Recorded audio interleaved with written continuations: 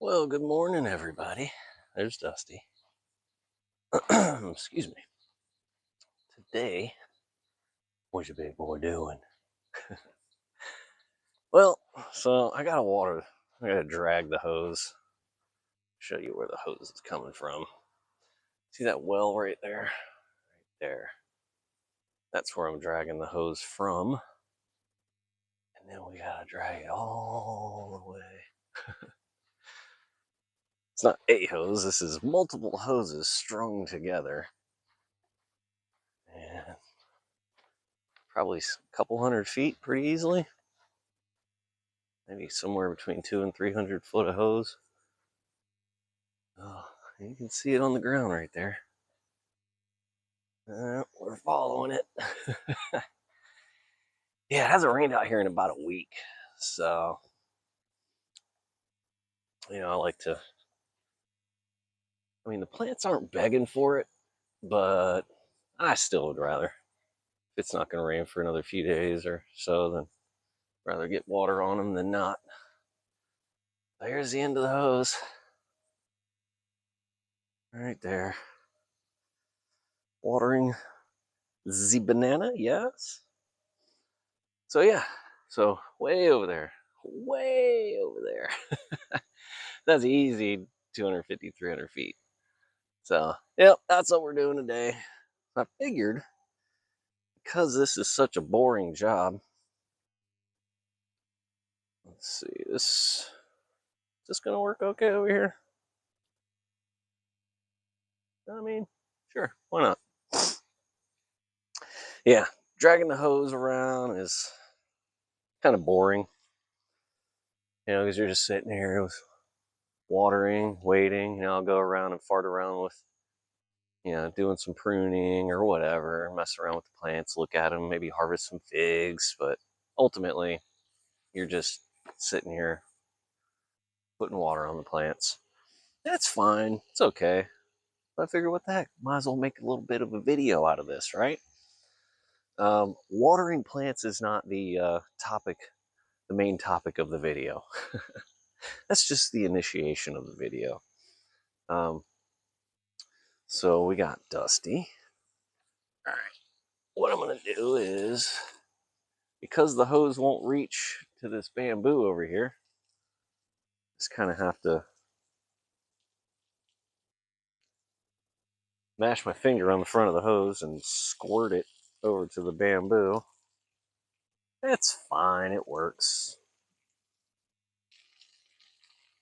But yeah, I'm just like, I don't know, maybe 5 or 6 feet short of being able to just let it sit there and flood the thing. So it is what it is. What are you gonna do? No big deal. Just get a little bit of water. I mean, this bamboo is pretty tough. It doesn't need a ton of water,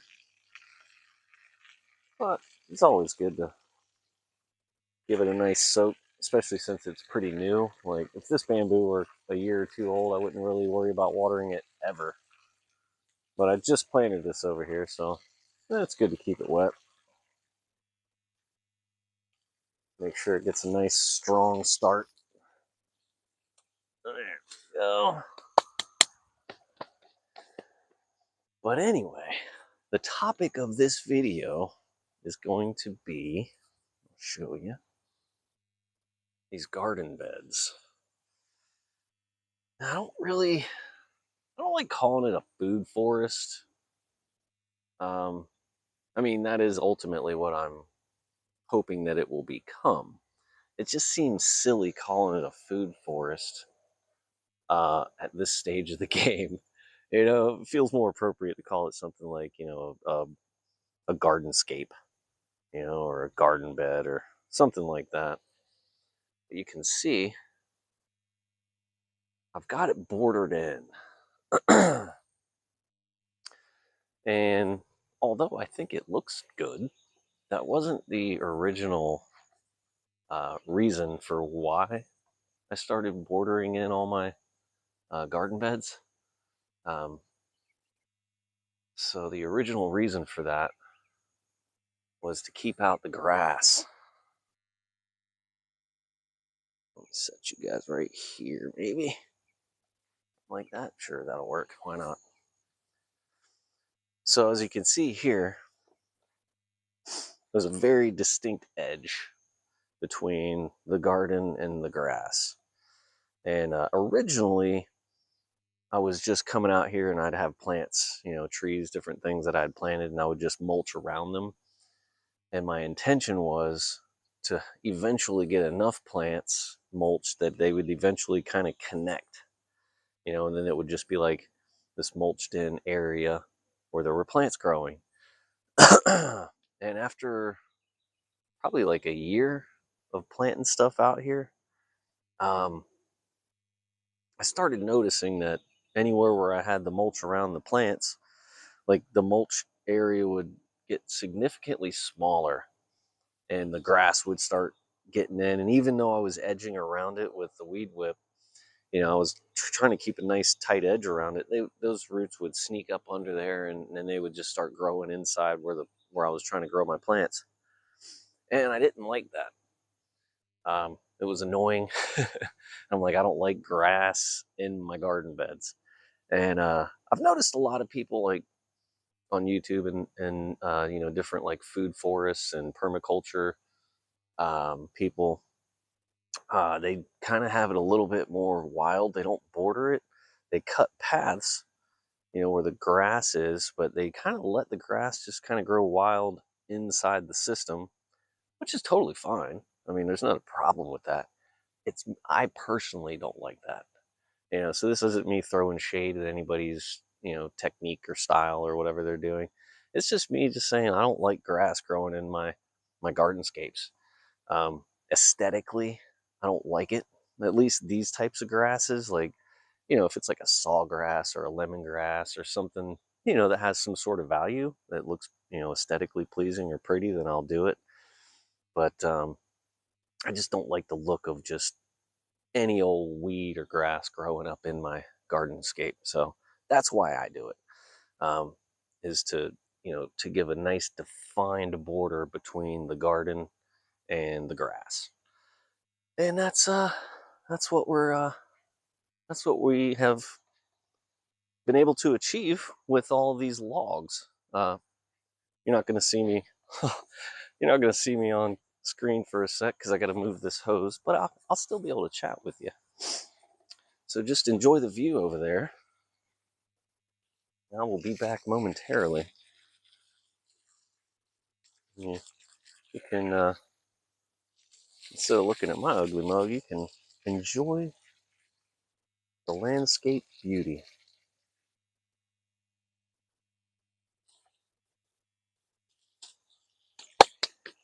There we go.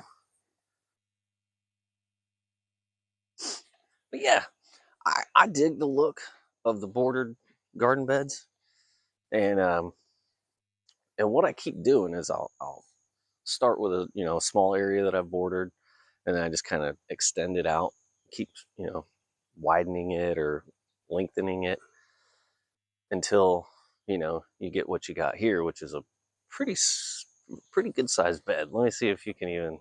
Not sure if it shows up very well on camera, like how big this thing is, but it's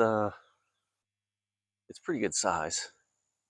And ultimately, what I want to do here is, because eventually I'd love to be able to just like do away with the majority of this grass out here. And that would be awesome. So I've got this bed over here. It's all bordered in. It goes way over there. Way back that way. So my ultimate goal with this little area over here, let me see if I can pull back far enough for you to kind of see it. Yeah, this will work. Look at that. Man, I'm getting good at this. So what I'm probably going to do eventually at some point is take these logs and kind of bring them across this part of the yard here and meet up with these logs over here so that this whole area here will be plantable. I'll be able to mulch this all in, put a bunch of fruit trees and different things in here.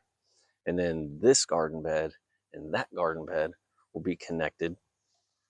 And then way on the corner over here, I'm going to extend all the way to the end, the other end of this bed.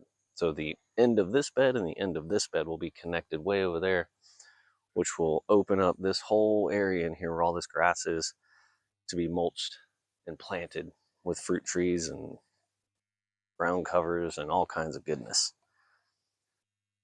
So that will make this bed, these 3 singular beds. Actually, there's another bed over there. That'll be a 4th bed. And then where the bamboo is a 5th bed. So we'll have 5 beds all connected into one big bed. Which at that point, now we're getting into like, now you could probably call it like a food forest, right? Especially as it matures and things start to fill in and it becomes more forest looking. I mean, because you know what you think when you think forest. You know, you don't think like a couple of trees or a few plants. Like a forest is obviously what it sounds like, a forest. It's not like a little woodland. It's not, you know. So for me, I like to call it a gardenscape. I mean, I'll still call it food forest, but it feels more appropriate to call it a gardenscape. So that's what I call it. You know, or even maybe an orchard to some degree. You know, an orchard, like a orchard garden, I guess you could say, maybe, because it's not exactly an orchard, but it's not exactly a food forest. It's not exactly a garden, but it's more garden than anything else, I think. But once I get them all connected, this will be a pretty big area that I would comfortably call a food forest. And there's going to be a ton of plants in here. But yeah, that's the thing though.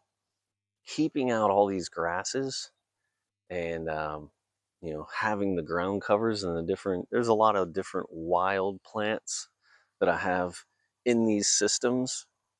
So it's not like this just all stuff that I'm planting out. I mean, it is stuff that I'm planting out, but there's also wild things that grow in here that I think look just fine. You know, I don't have a problem with them at all. So I will let wild things grow. I just don't like the grasses, like these torpedo grasses and the bahia and the St. Augustine. I just don't want that shit growing in my garden. I don't even want it growing out here. If I could plant all this whole property out with fruit trees and get rid of the grass altogether, that's what I'd do. Just come out here and sell my 0 turn and just maybe come out here with like a little push mower and a couple little spots and call it good. That'd be awesome.